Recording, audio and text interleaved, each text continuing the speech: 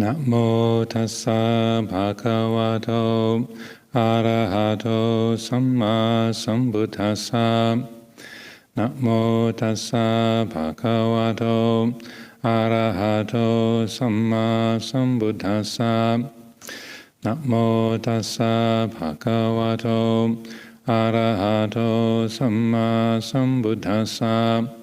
Buddhang dhammang sanghang namasami.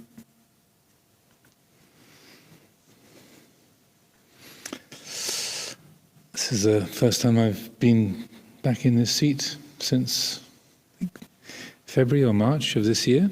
So I've been very happy indeed to listen to Luang Por Chah's Dhamma talks. Very enjoyable to be a student and to be able to soak up his great wisdom. Today, he was a bit depleted, but a bit weary, so he declined to give a Dhamma talk this afternoon. So it's created the occasion for myself to come up onto the Dhamma seat and to offer a few reflections.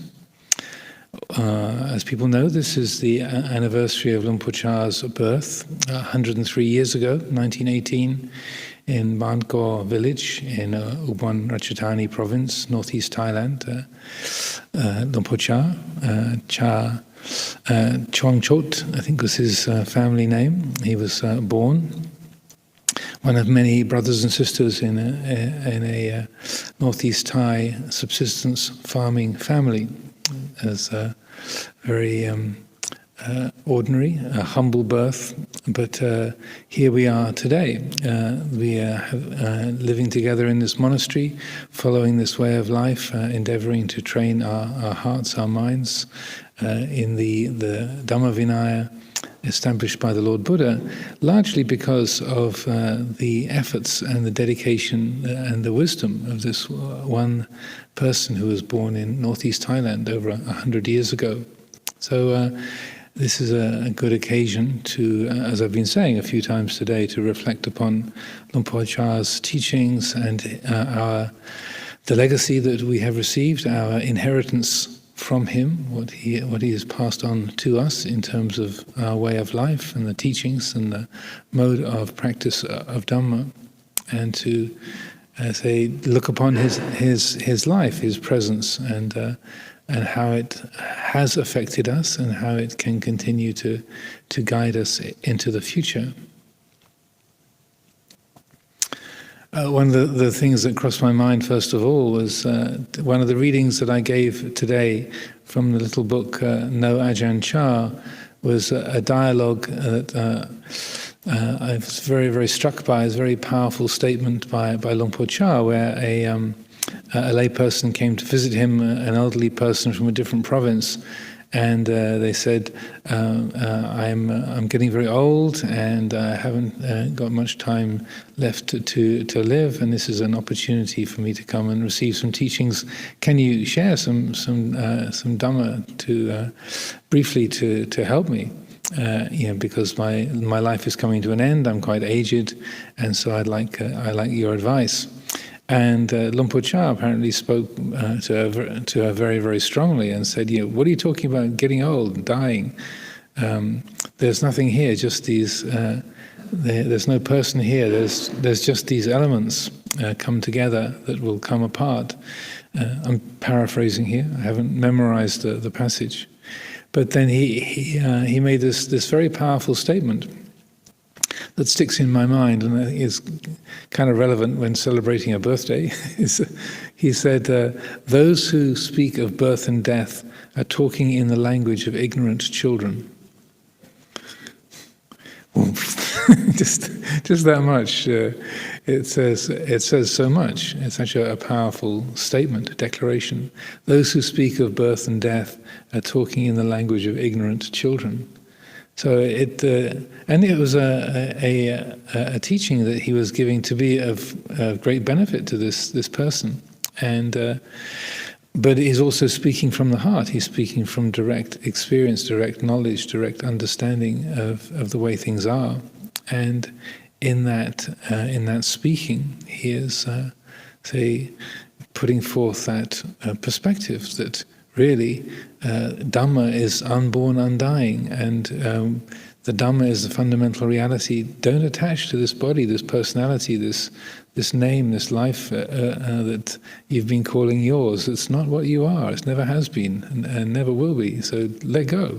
Don't hang on to it. Or don't try to hang on to it, because it can't be held on to. So wake up. So with that teaching in mind, then to talk about Luang Por Chah's birthday and his passing away, it seems a little bit out of place. But another of the readings that I gave today was where the very last reading I gave before the mealtime, one of his Western disciples had been reciting to him, translating the Heart Sutra, which is all about the emptiness of the five khandhas. Been translating that for Luang Por into Thai, so that Luang Por Chah could understand it. And Luang Por Chah said, this is a profound teaching, but also there's no bodhisattva, no Buddha either. And then speaking in these very say profound terms, but he said, but the final point that he made was, but even though we can say, no bodhisattva, no Buddha, no emptiness either, that we have to use language. We need to use conventions. We need to use ideas and words in order to communicate. So even though there is that ultimate perspective, then like giving a Dhamma talk right now, using words, we use these conditioned forms to help the heart to awaken to that fundamental unconditioned reality. And that's in a way very, very characteristic of Luang Por Chah's style, his mode of teaching and his mode of being, that he was very much awake to that fundamental timeless, unborn, undying reality, but yet at the same time he was extremely grounded. He was very attentive to the material world, extraordinarily observant. He was able to read situations, read people's moods, and to discern what's the appropriate thing to do or to say, or what way to guide things moment by moment. He was extraordinarily attuned to the qualities of the material world and the people around him, and the needs of the people around him. So that mixture of liberated wisdom, that quality of Lokuttara Panya, supramundane wisdom, or you can say the quality of vijja, awakened awareness, and then also the quality of conduct that is perfectly attuned to the situation, that mindfulness and wisdom that discerns and guides what's the right thing to say to be helpful to a person, or what's the appropriate way to say steer things that's going to be of most benefit to most people in that situation. So there's an understanding of convention and the use of convention, and also an understanding of that which is beyond convention, that which is, say, that which is transcendent, or that which is liberated. And he would use this combination of terms, kong samut for the conventional truths or conventional things, samuti satcha, the conventional truth, and kong vimut. Samut and vimut works very well in Thai. Vimutti being liberation, and that he would point out how you, in order to know liberation, you have to understand convention. In order to understand convention and use convention skillfully, you need to know liberation. So reflecting upon his life and his teachings, of what has made him such an extraordinarily effective presence in the world, in the lives of all of us gathered here at Amaravati, and in hundreds of monasteries around the world, and thousands, tens of thousands, probably hundreds of thousands of lay people in different places all around the planet who look to his teachings for guidance and inspiration. What are the qualities that have, say, been brought to fulfillment in his life? What were the particular skills or attributes or aspects of his nature, his practice, that had made him such an effective and helpful teacher.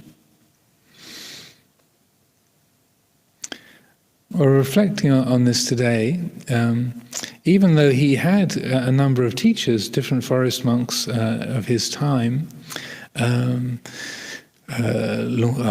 Por Chah and Luang Por Tongrat were local forest monks in the Ubon area. They were both out of the Mahanikai lineage of the monastic order in Thailand.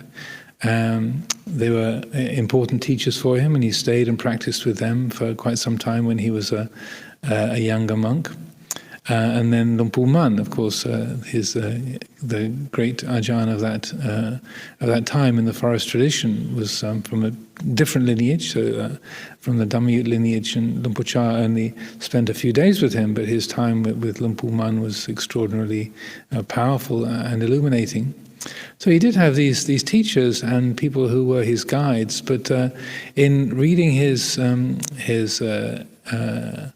Dhamma desanas and then being around people who've practiced with him, my own experience of being with him, though limited though that was, even though I lived in Thailand for 2 years in the late 70s, but I was mostly different monasteries, so I only spent about 3 weeks altogether in Ajahn Chah's company in that 2-year period. Certainly not a month in his company, so I wasn't physically with him that much. But my own experience of being with him and that of others being with him, and if you read his teachings, listen to his teachings, then it becomes apparent that mostly he learned from his own experience. He did have ajahns, did have teachers, but a huge amount came from his own powers of investigation and wise reflection. He had an extraordinarily reflective, a mind blessed with a lot of curiosity, wanting to understand things. On the negative side of that, it would mean that he doubted a lot. He would get caught up in a lot of doubt and anxiety, and could get really fretful and worried and tortured by doubts. But on the positive side, it brought a tremendous quality of wisdom. There's that mind that's always trying to understand how things are working and seeing things from different angles. So, if you consider that aspect, that kind of ability to think outside the box, as they say, just seeing things from different perspectives, different points of view, not just following along with an inherited take on things, or just what the people around him believed, or what they did, or what they took to be important or true or right.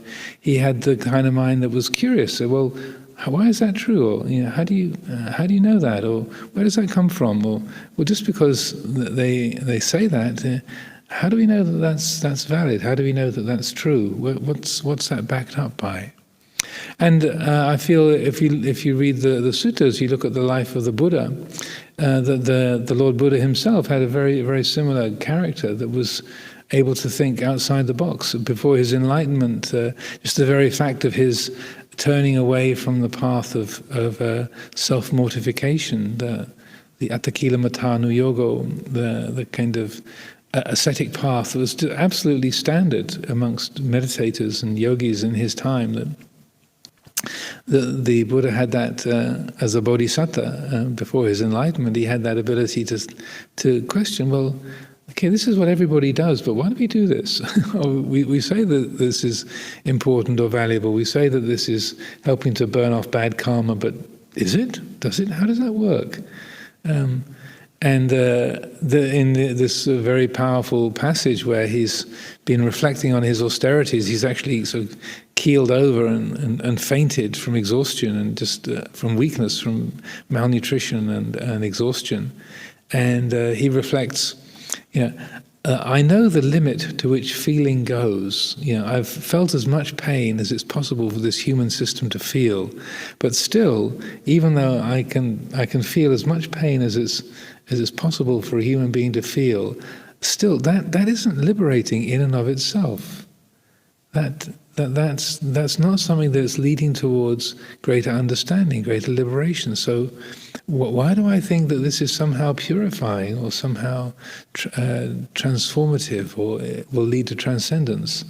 So that same kind of capacity to challenge the sort of received knowledge, or the assumptions of the society around, or the belief systems of the people around. I feel Luang Por Chah really embodied that same kind of capacity, and a lot from his own inner character, his own inner nature, just a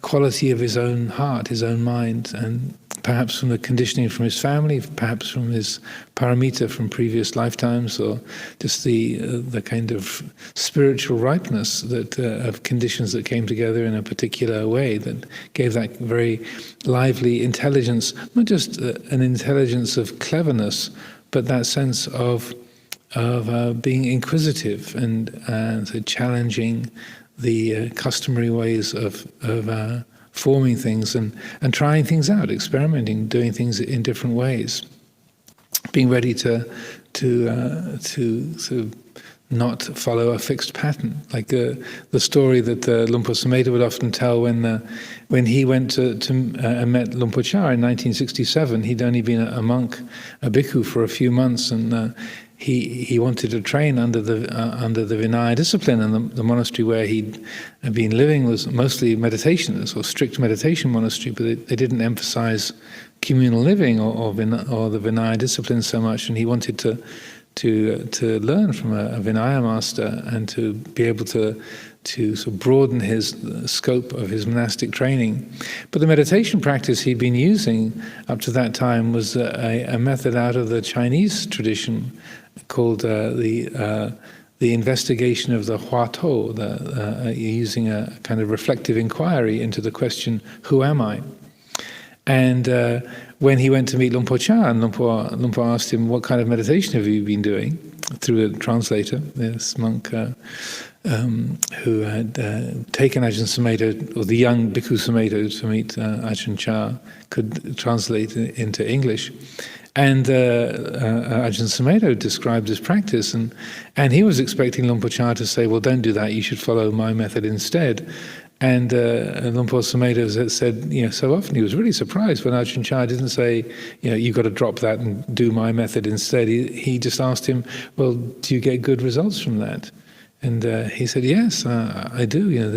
I find it's very, very helpful in this way, in this way, in this way, and it brings a lot of clarity and wisdom. And so, to his astonishment, Luang Por Chah just said, okay, well, just carry on doing that. And then a while later, sometime later, when he'd been living at Wat Pah Pong for a few years, I believe, he asked Ajahn Chah, that practice I told you about, that using the question, who am I, and making that a central part of the practice to develop wisdom. Had you ever heard of that kind of practice before? And Luang Por said, no. Never heard of it. And he said, well, how come you were happy for me to do that? And he said, well, your experience was that it was beneficial for you. So, who was I to say that it wasn't any good? So, you'd found benefit from it. So why would I sort of stand in the way of that? Because your experience was that it was productive of helpful qualities, and he also said, but also I knew that the particular form of meditation practice, that's only one tiny piece of living in a monastery. And he said, I knew that mostly what you'd learn from Wat Pah Pong is dealing with the climate, with the diet, with living with other monks, with having to deal with disease and discomfort and all the ups and downs of living in a community. So that I also knew that was also going to be the largest part of what you were learning from. So that I feel that's a good example of Luang Por Chah being able to just think outside the box and just go with somebody else's say experience, or trust other people's perspectives, and to not feel like he had to follow a fixed pattern, or there was a right way that things should be done, and that anything that deviated from that was bad or wrong or not proper in some way. Another very interesting aspect I feel, and reflecting on what we've inherited from Luang Por, is the fact that we're all together.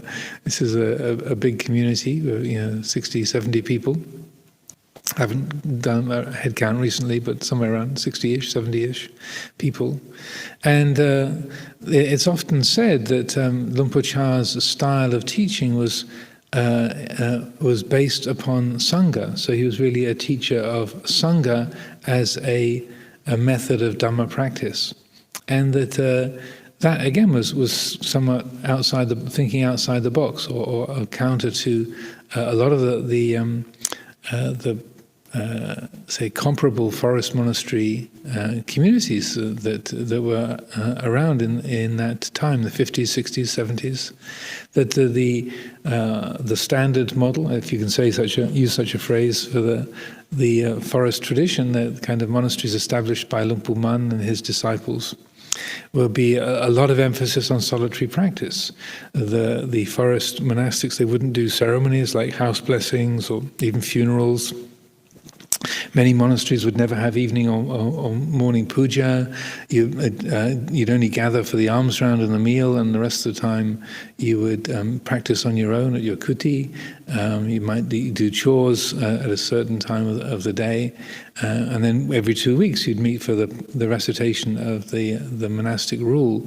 But other than that, very, very little time spent in company with the other members of the group, of the monastery. So a big emphasis on solitude and formal practice. And so Ajahn Chah's style was a bit different, that he actually emphasized communal practice.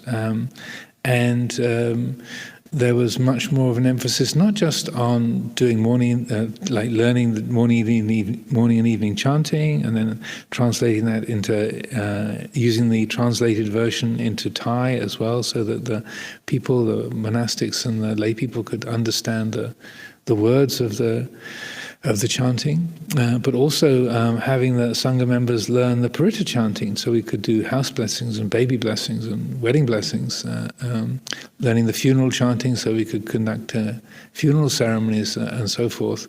Many of those things in quite a large proportion of forest monasteries being looked upon as, well, those are just kind of empty ceremonies. There's the kind of pujas that village monks or town monks can do, and forest monks, we're serious, we should practice. But Luang Por Chah went against the grain somewhat, and had his community learning those other aspects of Buddhist tradition, and very consciously, very, very deliberately steering things in that direction. Also, a lot of communal work. We've been having these samagi working bees every week, so it's very much in the tradition of our monasteries, and that the sort of communal work projects, when you're building a sala, or you're constructing a wall, or putting up a new dyeing shed or something, that a lot of the members of the community joining together, everybody lending a hand and working together. And so again, in many forest monasteries, physical work or engaging in that kind of side of life would be seen as a bit of a distraction. It wasn't really the practice. And yet Ajahn Chah emphasized that, or he saw that was something that was worth using as a method of practice, and to actually take that the need for things to be done, buildings to be put up, or roads and paths to be made, walls to be built, and so on. Deliberately making those a way in which you practiced, and not just the physical structures being made, but learning to work together. The ones who are competent, the ones who are incompetent, the ones who can sew a straight line, the ones who can't sew a straight line. The ones who can put two bricks on top of each other, so then nicely, beautifully square, and the ones who can't put two bricks on top of each other so that they're square. The ones who are energetic, the ones who are say lazy, or the ones who are strong, the ones who are weaker, and not praising the strong and the competent, but rather just helping people to work together, so that you learn to attune to each other, so that that sense of taking into account your own capacities, the capacities of the people around you, learning to work as a group. And so that as a method of Sangha, using Sangha as a spiritual method, that was very characteristic of Luang Por Chah's style of practice, almost unique in the forest tradition, not completely, but somewhat unique within the Thai forest tradition. And the source of that, as I understand it, the story's been told many, many times, is how when the young Ajahn Chah was a Tudong monk, when he was wandering, most of the time he would be by himself, following that same kind of mode of practice of the Ajahn Mun style. He would wander through the countryside. He'd find a convenient place in a forest or on a mountainside to hang up his glot, his sort of large umbrella and mosquito net, and camp out, and then go into the local village for alms food in the mornings, but spending most of his days and nights practicing meditation by himself. But every so often, for various reasons, he needed to go into a monastery and spend time with other Sangha members, other monks and novices, and he noticed that when he was by himself, his practice or his mind states could be very, very clear and bright, very peaceful, and he would put great effort into his meditation and would learn a lot from the practice. But then when he was with other monks and novices, then he'd get impatient, he'd get critical, he'd get upset and feel angry and frustrated. And so again, his ability to be observant and to think outside the box, rather than taking that to then encourage him to therefore be alone as much as possible, because I can really practice well when I'm alone, and it's irritating and frustrating and burdensome to be with other people. Instead, what the way his mind held it was, being by myself, that's easy. I can be peaceful, I can be concentrated, I can be very, very happy, and I can look like I'm making a lot of progress.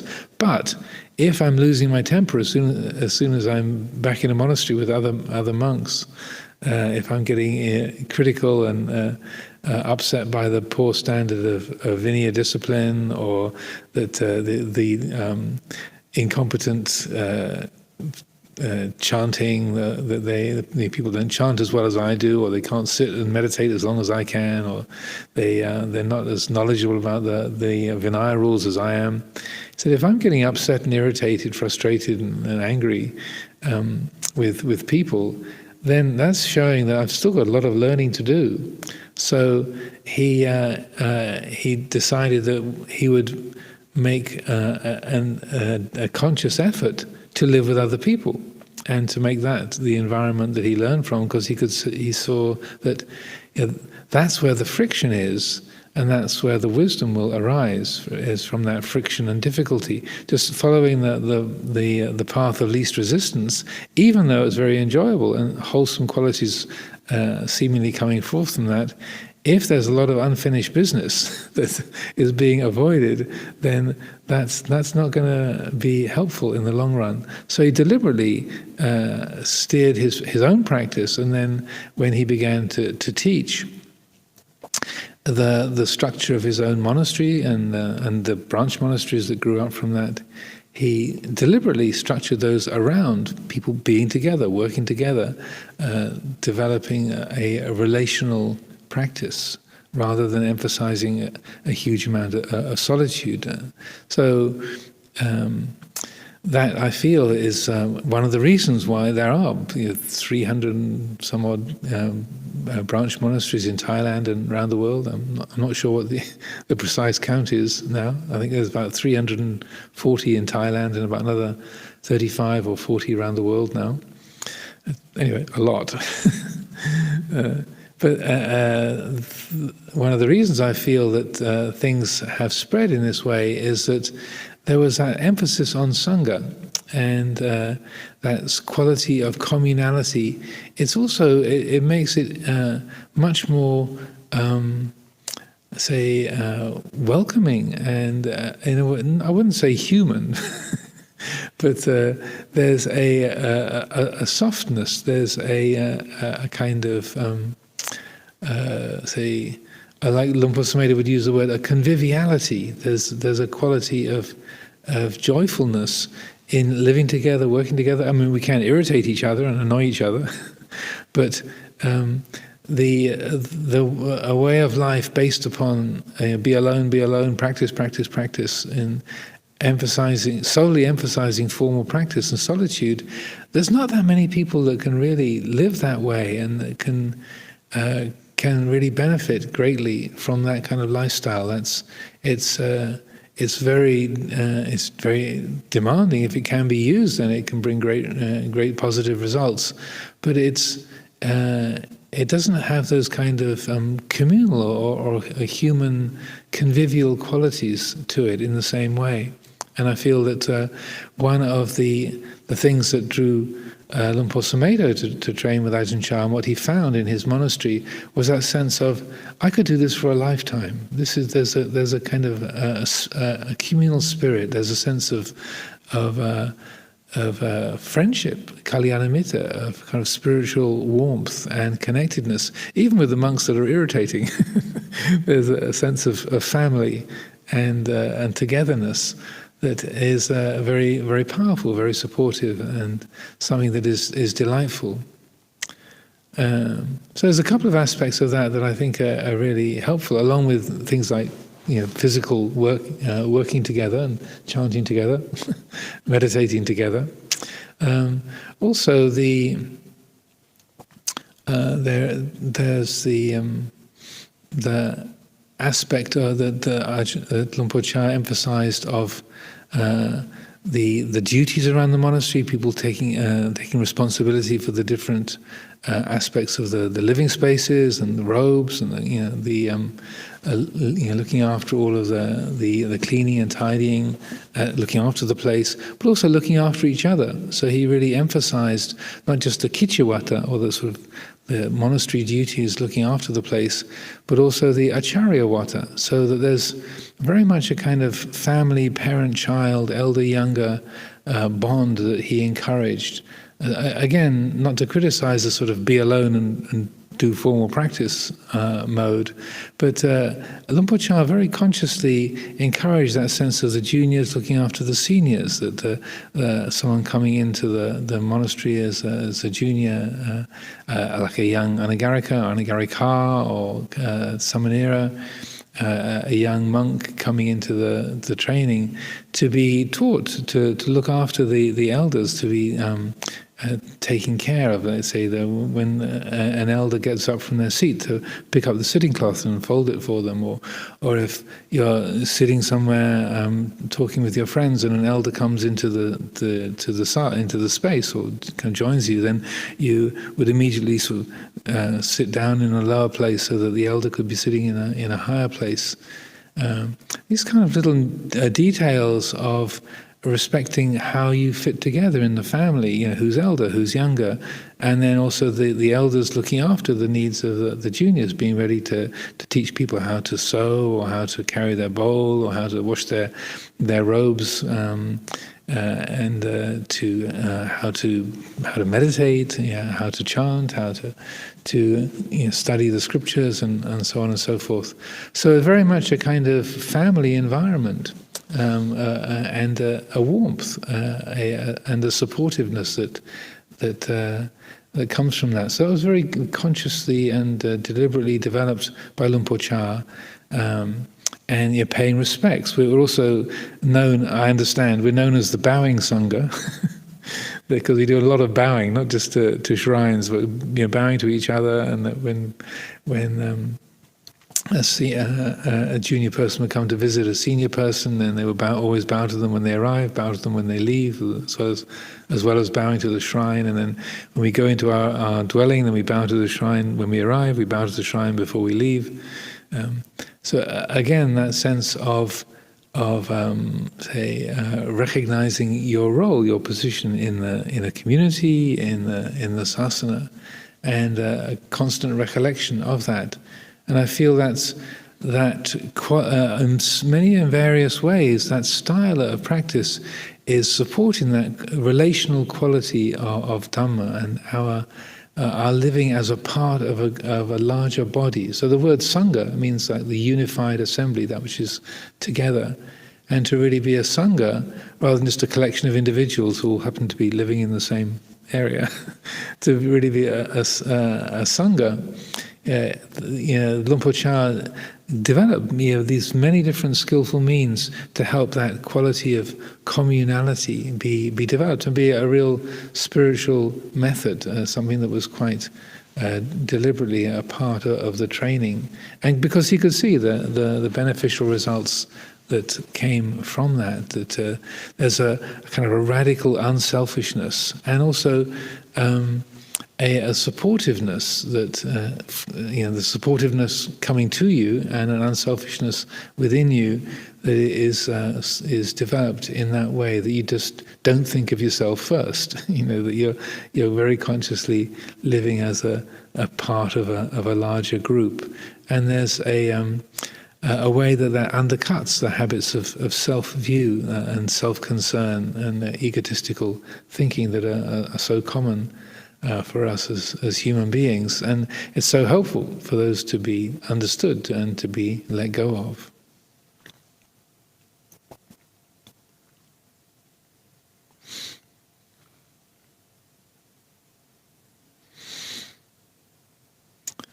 In terms of his Dhamma teachings, there's I could probably be here all night. I won't do that to you, but there's many and various teachings that are extraordinarily helpful, and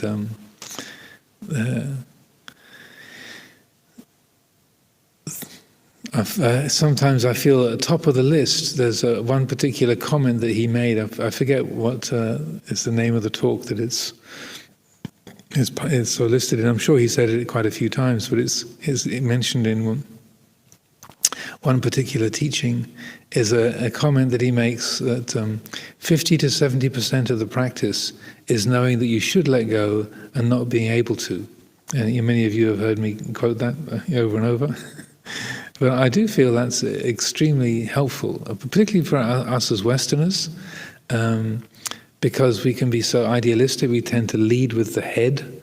We sort of create an ideal of how we should be, how things should be, and then the way the world is, the way we are, is sort of forced to try and catch up with that. We come from a very idealistic perspective a lot of the time, and that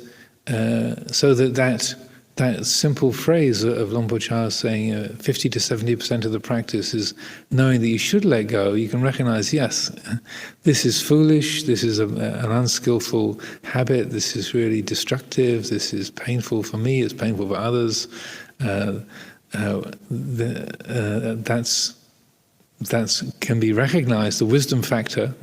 The wise reflection says, yeah, this is unwholesome, this feeling of anxiety, or this feeling of desire, or lustfulness, or these feelings of aversion, or whatever it might be. Anxiety of various kinds. Yeah, it's destructive, it's harmful, it's not liberating at all. Yes, that's recognized, but the thing that's driving the anxiety or the aversion or the desire, it's coming from a different part of our being. It's conditioned by a different aspect. They work for different companies, as it were. They function in different ways, and so that isn't just an excuse for being lazy or for not caring, but it's recognizing that, yes, we can see that this is unskillful and unwholesome and needs to be worked on and let go of, but that simply recognizing that doesn't in and of itself say undercut or it doesn't cut through the things that are driving it, the structures that support that urge. that's coming from a different place. And so that it's a way of recognizing that the habits of attachment, the kilesa, the bonds driven by ignorance, they're very powerful, they're very deeply rooted, and that they can't just be willed away. You can't just decide, I'll never get angry again. You can have that thought, like anger is really destructive and harmful, therefore I'll never get angry again. Like you can have that thought, you can recognize anger is destructive and painful, but just recognizing that doesn't disable, it doesn't cut through the causes of it. So it's not just being lazy or not bothering or just saying, okay, well I'll just go along with being angry, but rather, as he says, it's 50 to 70% of the practice is knowing we should let go and not being able to. It means that there's a recognition of that process. And you're steadily trusting in the power of awareness, seeing that if this is followed, this angry impulse or this self-righteous impulse or this greedy impulse or this anxious impulse or this jealous impulse, if that's followed, then pain results. Because of this attachment, then there's a painful quality that follows upon that. And through patiently seeing that over and over and over again, and recognizing the pain that comes from that kind of attachment, then the power of that awareness, that repeated seeing over and over again, that's what helps the heart to relax, to say, I'm tired of that, or like, that's so painful, that's so burdensome, so stressful, and then the heart doesn't pick that up in the same way. So it's to do with patience and resolution, determination, being ready to see over and over again. And again, as Luang Por Chah put it in others of his teachings, he said, it's only when we see the pain of attachment that we will let go. Until we really know that, till that's really felt, the pain that comes as a result of clinging, of attachment, then the heart lets go. And it's also that letting go isn't coming from I should let go because the Ajahn told me to, or this is the program is letting go. But it's like a wordless, a non-conceptual sort of relaxation of the heart, like in the autumn a leaf dropping off the tree as the autumn comes and the leaf turns and from green to brown and falls off the tree. Or like right now in my garden, the wisteria blossoms, the wisteria is just kind of going past its peak, and so that all the flowers are falling down more and more. They have reached their limit and they drop. So in exactly the same way that kind of process of holding on to something, the power of wisdom is what brings about that transformation, or that kind of aging in that analogy, that maturation, and then the letting go happens on its own. It's a sort of a natural relaxation and easing of the heart. So it's not a self-driven thing, like I've got to let go, I should let go, I am letting go, I have let go, as all within the framework of self-view, but rather there's a wordless, non-conceptual, non-personal relaxation and easing, and that the letting go is coming from a very profound and complete place within us. Another of the teachings, I think, I was part of the reading earlier today, was where Luang Por Chah makes the comment, I think it's in the talk, Not Sure, where he says, I've been, anicca, the teaching on uncertainty or impermanence, he said, I've been a monk for 40 years and that's all I've ever found. It all comes down to anicca. That's the only thing that is of significance, the quality of uncertainty. So that and patient endurance. So that, after 40 years of practice, that's what I feel it comes down to, is the really appreciating anicca, uncertainty or impermanence, and patient endurance, that what they call od ton, kwam od ton in Thai language. So often when somebody would come to Luang Por Chah with a problem and say, I'm having this real difficulty, my meditation's really terrible, my mind's all over the place, what should I do, Luang Por? And he'd say, Ot ton dai mai, can you endure? Or like, Luang Por, I've got this terrible illness, I've had this infection for months and months, and my body's really feverish, and I'm uncomfortable. I'm in pain all the time. Ot ton dai mai, can you endure? And so it's not being uncaring or unkind, but encouraging that sense of say resolution and being able to meet the quality of pain or difficulty with an open heart, seeing that yes, things can be painful, but we don't have to build suffering around that. And that quality of genuine patience is an openness of heart. It's a readiness to feel the nature of the present, no matter how difficult or uncomfortable or awkward it might be, without adding any suffering to that. So it's almost the sort of house style of the forest tradition is patient endurance. That's the kwam ot ton, to patiently endure. The climate here in the West is a bit more comfortable. We don't have the kind of sizzling heat. Well, when it gets up to about 35 degrees here, then we consider that a heat wave. But Thailand gets a lot hotter and steamier than that. And we don't have so many ants or mosquitoes or poisonous scorpions and centipedes and such like, snakes. It's a much more benign environment, much more gentle environment. But still, the challenges of life still come along. We find that there are still a lot of uncomfortable things, a lot of physical discomfort, illnesses or mind states, social awkwardnesses and pressures.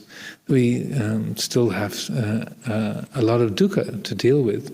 And so that same spirit of patience, patient endurance, can we turn towards that unwanted feeling, that discomfort, that difficulty, and open the heart to it, to recognize here it is. And then its partner is the insight into anicca, which is no matter how solid or substantial this appears to be, or how repeated it appears to be, it has to be impermanent. It is something that's in a state of change. It can't be solid and permanent. That's impossible.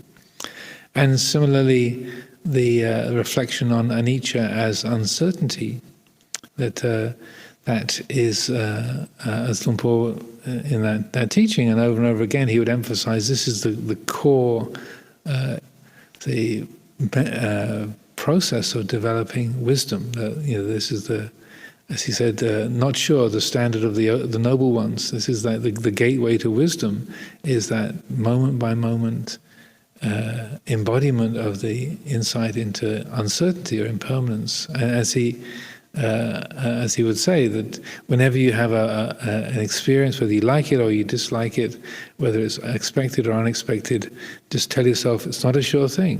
When you say, oh, this is great, not a sure thing. This is awful, not a sure thing. This is just what I wanted, not a sure thing. This is just exactly what I didn't want. It's not a sure thing. That way of bringing wise reflection to the mind's judgments, its opinions, is what it calls beautiful or ugly, right or wrong. It's applying that kind of wise reflection on uncertainty. It immediately puts into perspective the habits of the mind. When it calls something good, it can't be absolutely good. When it calls something bad, it can't be absolutely bad. It's revealing that, well, that's from this particular perspective, in this particular moment, this particular set of senses say this is beautiful, or that's ugly, or this is right, this is a good thing, this is a bad thing. So, well, that can only be a relative truth. And so then it enables the mind, the heart, to hold things in a much clearer and say, valid perspective.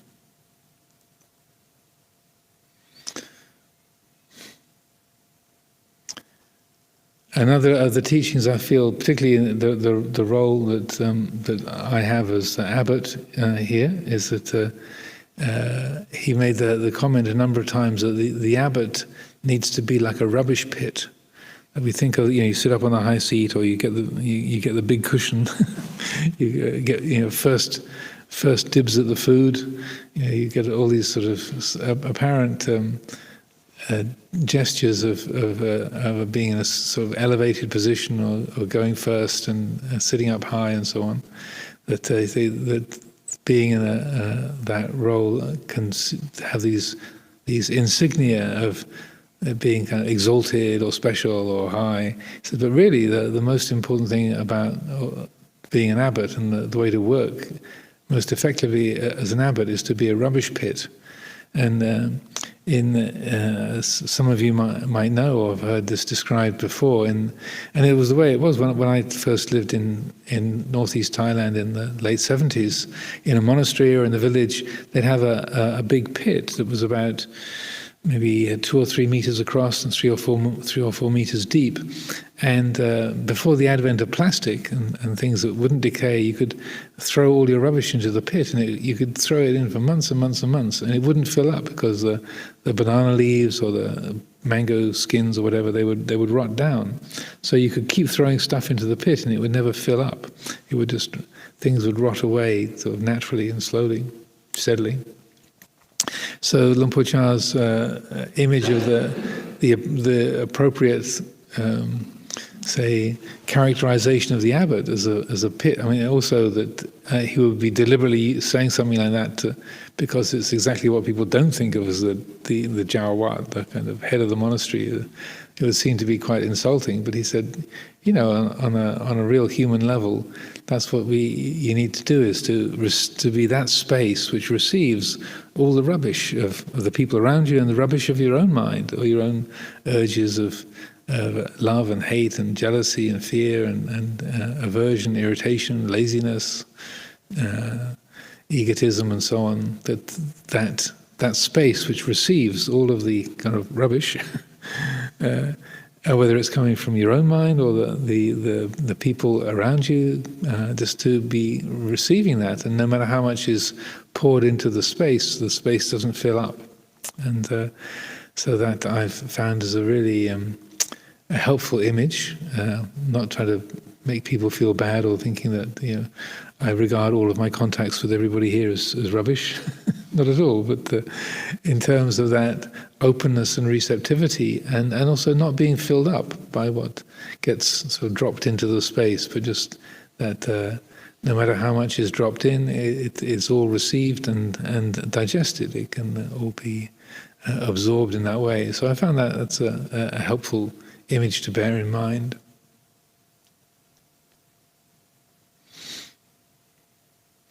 Maybe another couple of things to say about Luang Por Chah's character was also that, and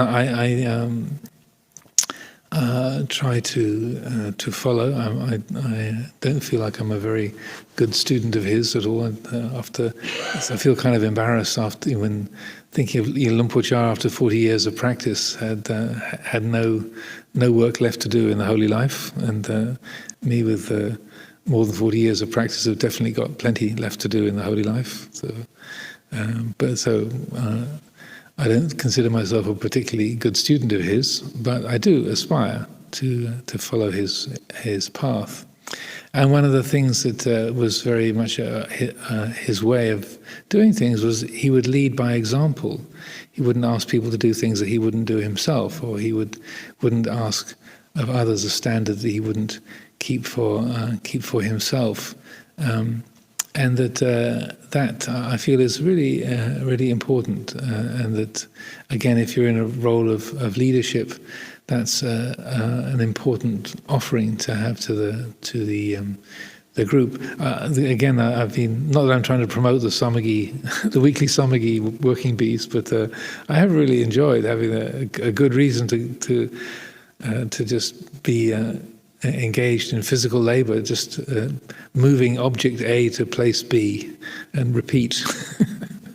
I really enjoyed that, just carrying plastic pipes around, moving bricks from pile A to pile B. It's great. I really enjoy that. So I do like that, engaging physical labor, but also just the basic spirit of say leading by example. And if I want people to be present for the morning meditation, then I need to be there. If I want people to be on time for the meditation for the morning and the evening, I need to be there to set an example. Again, I'm not trying to intimidate anyone or make people feel bad, but just that I feel is I'm inspired, and so taking Luang Por Chah's lead in those kind of things, that you can't expect other people to do things that you won't do, or that you're asking others to do more than you're ready to do yourself.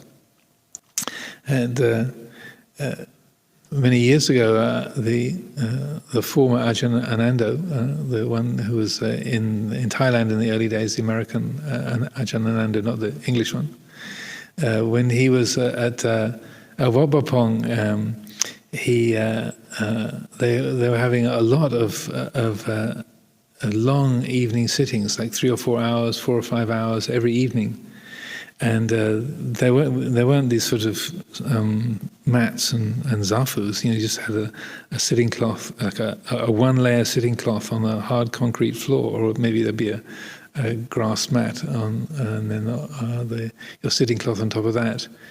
And he noticed that Luang Por Chah had this sort of a 3-inch thick spongy cushion, and so he was having all these sort of slightly toxic thoughts about, it's all right for him, he's got this nice spongy cushion, and the rest of us have got these hard concrete that we've got to sit on for hours and hours and hours, grumble, grumble, grumble. And he said that Luang Por Chah never made any kind of comment or didn't look at him, but he had this distinct feeling that Luang Por Chah was aware of what he was thinking. And then, so on the last evening of this long session, they didn't know it was going to be the last evening, because Luang Por Chah never really announced anything in advance. It was all very minor, uncertain. But what turned out to be the last session of that, last evening of that whole session, that somebody Ajahn Chah's attendant would have put his sitting cloth out on top of the big spongy cushion before Luang Por Chah came along. And on that last evening, he came along, he picked his sitting cloth off the big spongy cushion, put it onto the concrete beside the big spongy cushion, and sat on it. And then they had like a 5-hour sitting, or maybe 4 hours, but it was the longest of the sittings that they'd had. And so this the ex-Ajahn Amaro had a lengthy opportunity to reflect on the fact that it's not that Ajahn Chah's sort of he's got a big spongy cushion while the rest of people don't have that, but he was able to indicate, well, I can also put myself on the hard concrete and sit for long periods of time. I'm not just asking you to do that. I'm happy to do that as well. So it was another small instance of that. Also, talking, maybe the last thing to say is, and so going back to I was saying at the beginning, when Luang Por Chah was talking about, those who speak of birth and death are talking in the language of ignorant children, that and we can hold Luang Por Chah up as an individual and exalt his memory and have a lot of praise for him as a person, but maybe the last thing to share is that how over and over again he would say, don't look at me, look at yourself.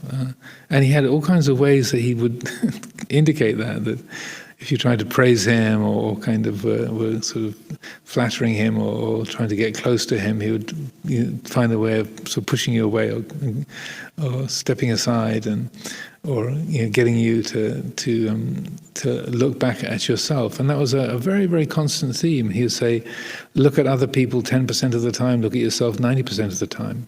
Don't look at me, look at yourself. And that, or if someone said, Luang Por, are you enlightened? He said, well, don't ask if I'm enlightened, ask yourself why you are not enlightened. So there was that way of yes, he was happy to be a revered and exalted, loved figure, but he didn't need that. He didn't depend upon the approval or adulation, the kind of the affection or love of others. But it was always turning that back to the faith and the enthusiasm that arose. He didn't just sort of feed on it himself, but he would say, okay, you're enthusiastic, you're inspired, right, work on yourself. Put the attention in the place where it's really going to make a difference. Don't look at me, look at yourself. And I feel that's really incredibly helpful advice for all of us. That it's this life, this body, this mind. This is where we can make a difference, and it's very easy for our attention to get drawn out to others, to be praising the ones we like, or criticizing the ones we dislike, or getting really tied up in our sort of stories that we create about each other. But that kind of a principle: look at others 10% of the time, look at yourself 90% of the time, because this is where we can make a difference. And we're here at Amaravati Monastery, these monasteries, to make a difference to our lives, and that if that's going to be achieved, if that's going to be actualized, then we need to pay attention to this life, this mind, this body, and work here. And so that I feel is a helpful sort of final point to reflect upon. That yes, we have a revered teacher, Luang Por Chah. It's so wonderful to have him here and to be listening to his teachings every week. But exactly the same spirit. If we're losing all our energy of looking at Luang Por Chah, then we're not. Say, that's so wonderful, that's so wise, that's so helpful, that's so great. But if the attention is going out to another, then it's also, somehow not being focused in the place where it really makes the biggest difference, which is on this heart, this mind, this life. So I would encourage us to, along with the Amisa Puja, the gestures of devotion that are here in, say, this beautiful shrine with all the flowers and the portrait of Luang Por, along with the Amisa Puja, more important is the Pati Puja, the puja carried out through the medium of practice. So I offer these thoughts for consideration this evening.